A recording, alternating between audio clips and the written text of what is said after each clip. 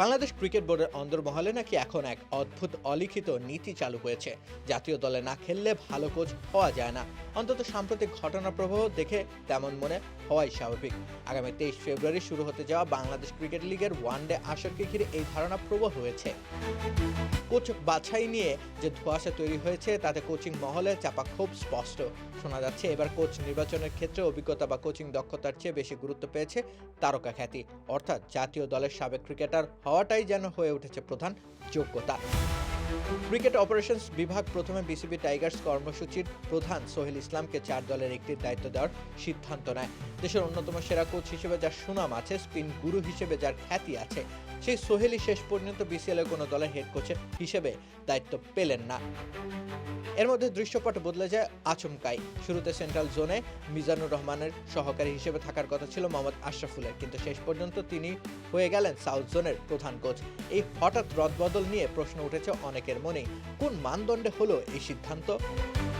এই নিয়ে বিসিবির ভেতরেও বক্তব্যে মিল নেই। ক্রিকেট অপারেশনসই কোচ ও খেলোয়াড় বেছে দিয়েছে, আবার ক্রিকেট অপারেশনস বলছে এটা টুর্নামেন্ট কমিটির বিষয়, তাদের এখতিয়ার নয়। একই ঘটনায় দুই ভিন্ন ব্যাখ্যা স্বাভাবিকভাবে স্বচ্ছতা নিয়ে সন্দেহ তৈরি করছে। সোহেল ইসলামের বাদ পড়া আরও বেশি প্রশ্নের জন্ম দিয়েছে। তিনি যদি বিসিএল এর একটি দল সামলানোর মতো যোগ্য না হন, তাহলে তাকে টাইগার্স কর্মসূচির প্রধান করা হলো কিভাবে? প্রশ্নটা সহজ, কিন্তু জবাবটা জটিল। খেলোয়াড় হিসেবে আন্তর্জাতিক ক্রিকেট খেলা আর উচ্চ পর্যায়ে কোচিং করানো দুটি ভিন্ন দক্ষতা। গুঞ্জন আছে জাতীয় দলে খেলার অভিজ্ঞতা নিয়ে কোচিংয়ে এলেও বড় অঙ্কের পারিশ্রমিক পাওয়া যায়, আর যারা বছরের পর বছর ঘরোয়া ক্রিকেটে কাজ করছেন তাদের কদর যেন কম। বিসিবি সভাপতি আমিনুল ইসলাম বুলবুলের কাছের মানুষ হলে বাড়তি সুবিধা মেলে, এমন কথাও ফিসফাস শোনা যাচ্ছে কোচদের আড্ডায়।